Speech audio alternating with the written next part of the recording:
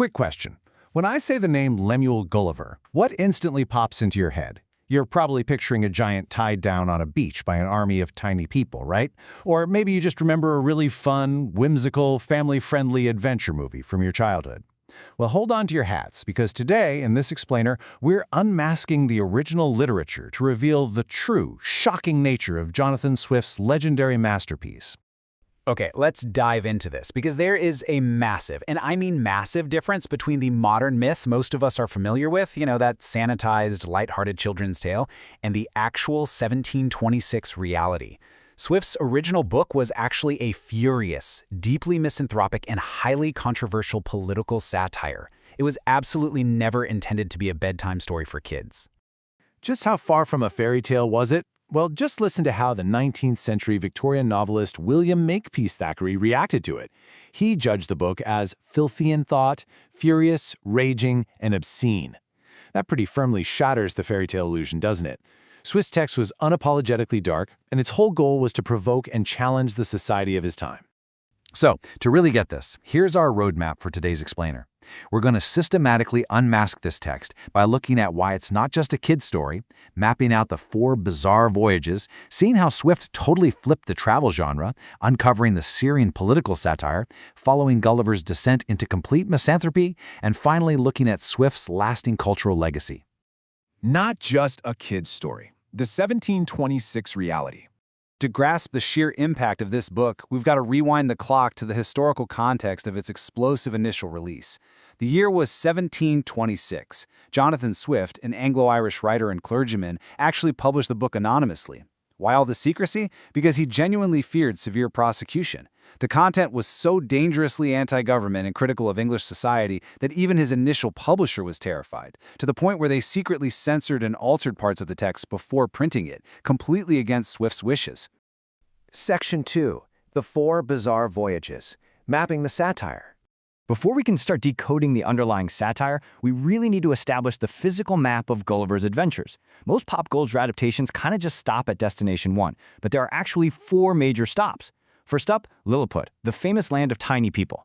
Second is Brobdingnag, where the tables totally turn, and Gulliver is now a tiny man among towering giants. Third, Laputa and Ballinabarbie, featuring an absurd floating island populated by intellectuals who are completely disconnected from practical reality. And fourth, the land of the Houyhnhnms, a place ruled entirely by highly rational talking horses. Section 3. Flipping the travel genre, reversing the tropes. Now, what's really interesting about this slide is how Swift took an incredibly popular literary trend of his day and weaponized it.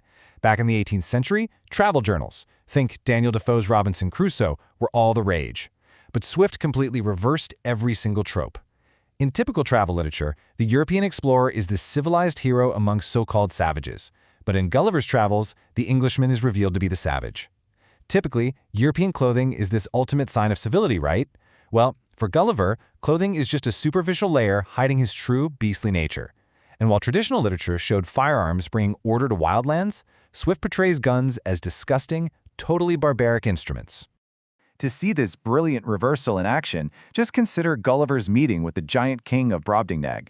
When Gulliver proudly explains the invention of gunpowder and cannons, fully expecting the king to be wowed by European ingenuity, the king is utterly horrified. He wonders how so impotent and groveling an insect as I could entertain such inhuman ideas.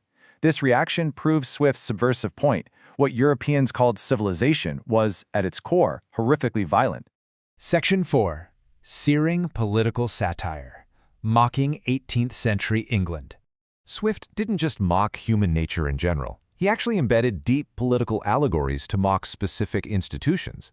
Over in Lilliput, Gulliver finds a nation fiercely divided by the height of their shoe heels. Yep, there are the high heels and the low heels. Now, this wasn't just a quirky fantasy detail. It impartially mirrored the intense, real-world political divides under King George I.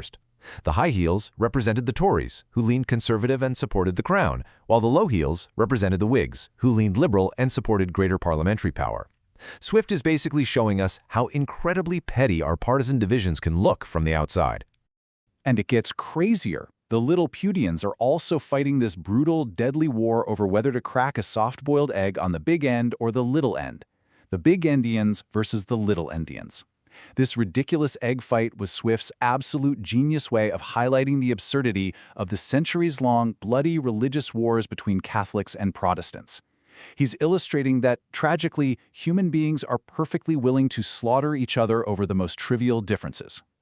Section 5. Descent into Misanthropy. Gulliver's Dark Turn. Let's move to C and see how this builds as we enter the final and definitely the darkest voyage. Here, Gulliver encounters a society flipped entirely upside down. On one side, we have the Houyhnhnms, perfectly rational, highly civilized, moral-talking horses. On the other side, we have the Yahoos, vicious, crude, irrational, hairy humanoids who are used as enslaved beasts of burden. The shocking twist? Gulliver realizes the Yahoos are humans. He comes to the devastating conclusion that he and all of European society are merely Yahoos who use their slight intellect only to multiply their vices. This realization completely breaks Gulliver. When he finally returns to his home in England, he's utterly disgusted by his fellow humans. He becomes a tragic, almost comic misanthrope. He spends his days actively avoiding his own wife and family, totally repulsed by their Yahoo nature, and instead he prefers to spend hours standing out in his stable, talking to his horses. He becomes entirely alienated from his own species. Section 6. Swift's Lasting Cultural Legacy. Swift's Modern Impact. Now, you might think this 300-year-old text is just dusty history, but it actually continues to secretly shape our modern world and language. Think about this for a second. Have you ever called someone a Yahoo, or maybe heard an older relative use it? Well, if so, you were actually quoting Jonathan Swift. He entirely coined the word Yahoo to describe the savage humanoids in his book. Today, it's literally defined in modern dictionaries as a rude, noisy, or violent person. Swift's massive influence is baked right into our everyday vocabulary. And this brilliantly illustrates the reach of his satire into the modern age. Computer scientists actually adopted Swift's egg-cracking terms.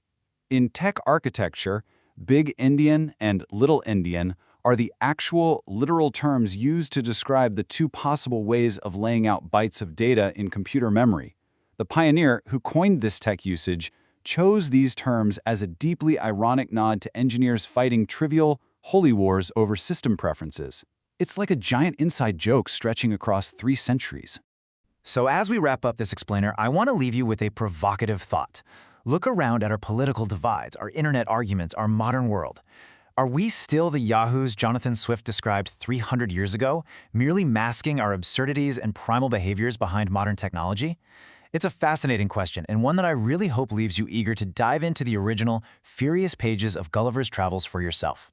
Thanks for joining me, and keep questioning the world around you.